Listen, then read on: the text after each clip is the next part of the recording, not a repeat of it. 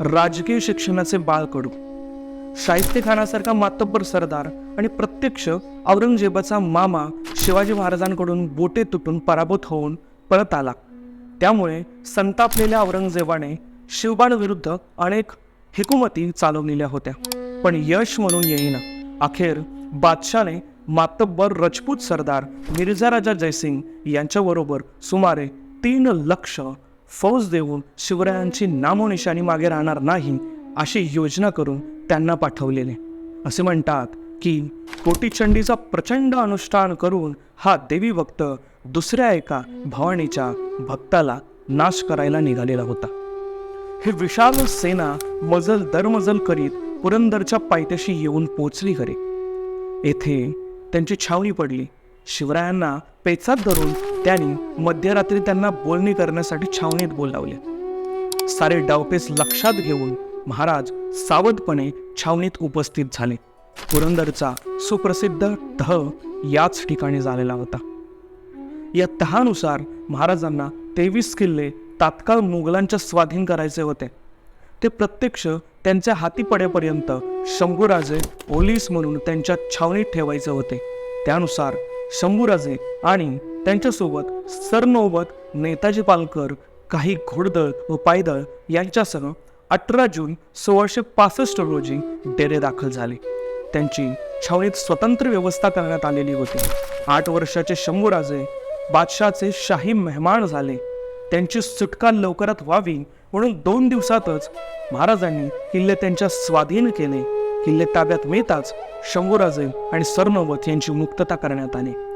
तथापि त्याच तहानुसार शंभूराजे यांनी पंचहजारी मनसबदारी म्हणून स्वीकारावे आणि ती मनसबदारी शंभूराजांच्या नावे बहाल करणारे शाही फरमान 22 सप्टेंबर 1665 रोजी मिर्झा राजे जयसिंग यांच्या छावणीत येऊन धडकले. ते स्वीकारण्यासाठी शंभूराजांना स्वतःला येणे आवश्यक होते. इतकेच नाही तर ते फरमान स्वीकारण्याची काही शाही पद्धत होती. बक्षी जाणिबे याने शाही पद्धत शंभूराजांना समजावून दिली. त्यानुसार काही फरमानाचा स्वीकार शंभूराजांनी केला. शंभूराजांवरती मिर्झा राजे नितांत खुश झालेले होते आणि त्यांनी एक स्थलांकृत हत्ती आणि जरीचा पोशाख त्यांना भेट दिलेला होता. तीर्थरूपांच्या राजकारणानुसार शंभूराजांचे सारे काही चालू होते. तहाच्या अटीनुसार शिवाजी महाराजांनी शंभूराजांसह बादशाह औरंगजेबाच्या भेटीसाठी आग्र्यास जाण्याचेही ठरलेले होते. औरंगजेबासारखा पाताळ यंत्री विश्वासघातकी धर्मवेड्या बादशाहच्या राजधानीत शिरून सही सलामत परत येणे म्हणजे मगरीच्या कराल दाढ्यातून सुटका करून घेणे होय. हे महाराज जाणत होते. महाराष्ट्रापासून शेकडो मैल दूर जिथली भाषा, समाज, संस्कृती सारे काही वेगळे, तेथे जायचे म्हणजे हे धर्मसंकटच होते. तरीही जगदंबेवर भार टाकून शिवाजी महाराजांनी निघण्याचा निश्चय केला. 5 मार्च 1666 फाल्गुन शुद्ध 9 शके 1587 या मुहूर्तावर मातोश्री जिजाऊ मासाहेबांच्या पाया पडून स्वराज्याचा कारभार त्यांच्या हाती सोपवून 700 घोडस्वार आणि 4000 पायदळ बरोबर घेऊन 2 पालख्यात दोघे बसून आग्र्याकडे निघाले. सामानाचे उंट, बैल, वंजारी, छावण्यांचे साहित्य असा लवाजमा आग्र्याकडे जाण्यासाठी निघाला. 9 वर्षाचे शंभूराजे हे सारे पाहत होते, अनुभवत होते.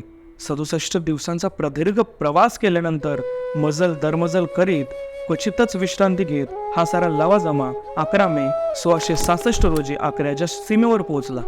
11 मे हा औरंगजेबाचा 50वा जन्मदिवस होता. आपल्या पित्याला म्हणजेच शहाजहान बादशाहला तुरुंगात टाकून औरंगजेब बादशाह झालेला होता आणि तो नुकताच मरण पावलेला होता. म्हणून बादशाहने वाढदिवसाचा दरबार आग्र्याला भरवण्याचे ठरवलेले होते. शाही वैभवाचा जगमगाट त्याला जगाला दाखवायचा होता. सर्व मांडलिक राजे, सरदार, मोठे मोठे अधिकारी त्यांना दरबारात आमंत्रित केलेले होते. याच दरबारात शिवाजी महाराज आणि शंभूराजे यांच्यासह उपस्थित राहणे आवश्यक करण्यात आलेले होते. महाराजांचा भव्य लवाजमा पाहण्यासाठी वाटेत सर्वत्रच खूप गर्दी होत असे. त्या शिस्तबद्ध मिरवणुकीत 2 पालख्या मुख्य आकर्षणाचा विषय होता. एकात होते शिवाजी महाराज तर दुसऱ्यात होते शंभूराजे. दोन्ही अपूर्व देखणीत तेजस्वी व्यक्तिमत्वे सारा लवाजमा त्या रात्री आग्र्याच्या सीमेवर येऊन थांबला. दिनांक 12 मे 1666ला सकाळी लवकरच दरबारात जाण्याची सर्व सिद्धता झाली. रामसिंगाचा मुळशी गिरधरलाल महाराजांच्या मुक्कामी आला आणि त्याने दरबारात वेळेवर पोचण्यासाठी पालखीतून न येता घोड्यावर स्वार होऊन निघण्याची सूचना केली. सारा लवाजमा बाजूला ठेवून महाराज व शंभूराजे घोडस्वार झाले. रस्त्यातील गर्दी मार्गी मागे काढत दोघेही दरबाराकडे निघाले. बरोबर गिरिधरलाल होताच महाराजांना सामान्य स्वाराप्रमाणे लगबगीने घोड्यावरून जावे लागले. हीच शोकांतिका. दरबाराचे वैभव, सर्वस्त्र हिरवे झेंडे, नौबत, कर्ण, शिंगे यांचा आवाज, गजर, उत्तमोत्तम कपडे घातलेले दरबाराकडे जाणारे मानकरी, ऐश्वर्याने भरलेला बाजार सारेच शंभूराजांना चकित करीत होते. दुपारी 12:30-1 वाजण्याचा सुमार असावा. आग्र्यातील भयानक उन्हाळा भाजून काढत होता. धूळ प्रचंड उडत होती. अपणाचा अंगार मनाला जाळीत होता आणि महाराष्ट्राचा सिंह आग्र्याचा भर रस्त्यावरून घोड्यावरून चाललेला होता. त्याची तिथल्या उष्ट्या अन्नावर पोचलेल्या बोकडांना काहीच तमा नव्हती. दिवाणी आम आणि दिवाणी खासचे दोन्ही दरबार संपून बादशाचा शाही दरबार घुसलखान्यात भरलेला होता. समोर उंच आसनावर बादशाह लोट्याला टेकून बसलेला होता. त्याच्या पुढे शहजादे आणि वजीर आणि त्यानंतर वेगवेगळ्या एकामागे एक ओळीत आपल्या अधिकारानुसार अदविने उभे राहिलेले सरदार होते. दरबारात प्रवेश करताच महाराजांच्या तळपाळाची आग मस्तकाला गेली. एका सामान्य 5000 मनसबदारापेक्षा महाराजांना तेथे वेगळे स्थान नव्हते. महाराजांच्या हातून मार खाऊन पळालेले काही सरदार शिवाजी महाराजांच्या पुढे उभे होते. दरबारातील रिवाजाप्रमाणे महाराजांनी नजर निसाराचे द्रव्य बादशाह पुढे अर्पण केले. तसे शंभूराजांनी सुद्धा केले. पण त्यांच्याकडे कुणीच लक्ष दिले नाही. हेतुपूर्वक त्यांची अपेक्षा चाललेली होती. मानाचा विडा महाराजांना देण्यात आला, पण मानाची वस्त्रे त्यांना बघून बाकीच्या सगळ्यांना देण्यात आली. पदोपदी होणाऱ्या अपमानामुळे महाराजांच्या मनातील ज्वालामुखी उफाळून निघला. आतापर्यंत राखलेला संयम महाराजांनी झुगारून दिला. आपली फसवणूक झाली असून हेतुपूर्वक आपला इथे बोलवून अपमान करण्यात आला आहे हे लक्षात येऊन महाराज ताडातड निघाले आणि मागच्या एका खांबाजवळ जाऊन जमिनीवर बसले. बादशाह हादरला. त्याने रामसिंगाला सांगितले, शिवाजीची समजूत काढ. पण तो जवळ येताच महाराज कडाडले, तू मला ओळखतोस, तुझा बाप मला ओळखतो, तुझ्या बादशाला सुद्धा मी कोण आहे चांगलंच माहिती आहे. मला रांगेत उभे करावे असं आहे का मी? हे सर्व त्या दरबाराला विलक्षण होते. बादशाच्या सूचनेवरून समजूत घालण्यासाठी अकील खान, मुखलिस खान इत्यादी हस्तक मानाची वस्त्रे घेऊन महाराजांच्या जवळ आले. महाराज पुन्हा गरजले, चाहे मेरा सिर काट कर ले जाओ, मैं बादशाह की हुजुरी नहीं चाहता. शेवटी रामसिंहाने बादशाच्या आज्ञेनुसार महाराजांना त्यांच्या मुक्कामाच्या सराईत नेले. आज शंभूराजांना शिवरायांच्या स्वाभिमानाचा आणि निर्भयतेचा प्रत्यय आला. लालघोट्या सरदारांपेक्षा आपली स्वाभिमानी जात कोळी कशी अगदी वेगळी आहे हे शंभूराजांना जाणवलं. नवे आज त्यांना ते स्वाभिमानाचा आणि निर्भयतेचा आपल्या तीर्थरूपांकडून वस्तुपाठच मिळालेला होता.